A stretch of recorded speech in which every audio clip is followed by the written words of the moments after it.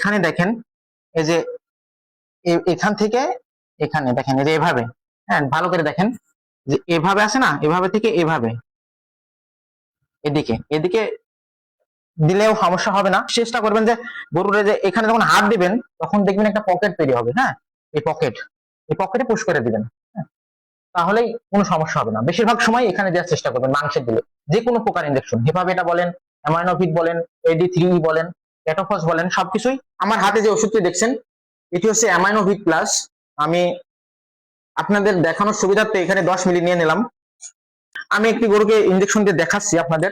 আর কৃমিনাশক করার ক্ষেত্রে চামড়াটা এভাবে ধরে নেবেন, নিয়ে এই যে উষা করে নিলেন, নেওয়ার পরে যখন সুচ দিবেন দেখবেন এভাবে সুচ দিলে এরকম পকেট তৈরি হবে।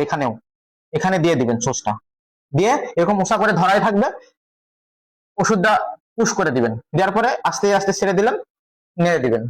আসসালামু আলাইকুম, বিসমিল্লাহির রহমানির রহিম। আমরা সাধারণত হাড্ডিসার, দুর্বল, রুগ্ন, পাতলা গরু কিনে এনে সুস্থ করে তুলে তারপরে মোটা তাজা করব।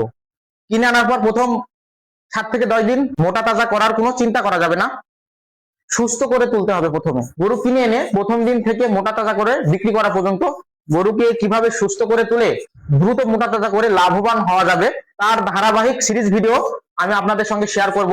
এক ভিডিওতে বলতে গেলে 2-3 দিন লেগে যাবে, আবার সবকিছু এক ভিডিওতে বললে মেমোরিতে থাকবেও না। তাহলে আপনি কেন ভয় করব, কেন ইনজেকশন দেওয়াকে ঝামেলা মনে করব? গরু মোটা তাজাকরণের ক্ষেত্রে শুধু চামড়ার নিচে আর মাংসে এই 2টা ইনজেকশন দিতে পারলে আমাদের হয়ে যাবে, আর বেশি কিছু জানার প্রয়োজন নেই। ভালো করে হাওয়াটা বের করে নেবেন আগে। মাংস ইনজেকশন দিলে সবসময় চেষ্টা করবেন যে এই যে সামনের রানের এই যে পকেট থাকে না, হাত দিলে বুঝতে পারবেন এই পকেটের এখানে। তো এখানকার পকেটে দেখেন এই যে এভাবে ধরলাম, দিয়ে দিলাম,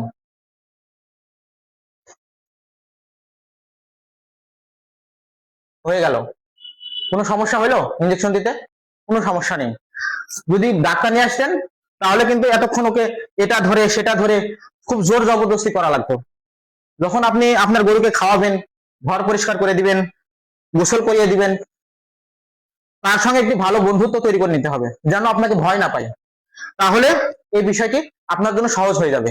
ভিডিওটি শেয়ার করে দিন, অন্য বন্ধুদেরও দেখার সুযোগ করে দিন। অন্য পাশে অ্যামাইনোভিট প্লাস দিয়ে দিব প্রথম দিন, পরের দিন AD3 দিয়ে দিব, আবার তারপরের দিন ক্যাটোফস দিয়ে দিব। এভাবে দেখেন হাত দিলেই কিন্তু তৈরি হচ্ছে, এখানে এভাবে দিয়ে দিবেন সোর্স দিয়ে। আর অন্য একটি ভিডিওতে আরো বিশদভাবে সুন্দরভাবে বুঝিয়ে দেওয়ার চেষ্টা করব। ততদিন সবার সুস্বাস্থ্য কামনা করে ভিডিওটি শেষ করছি। আসসালামু আলাইকুম ওয়া রাহমাতুল্লাহ।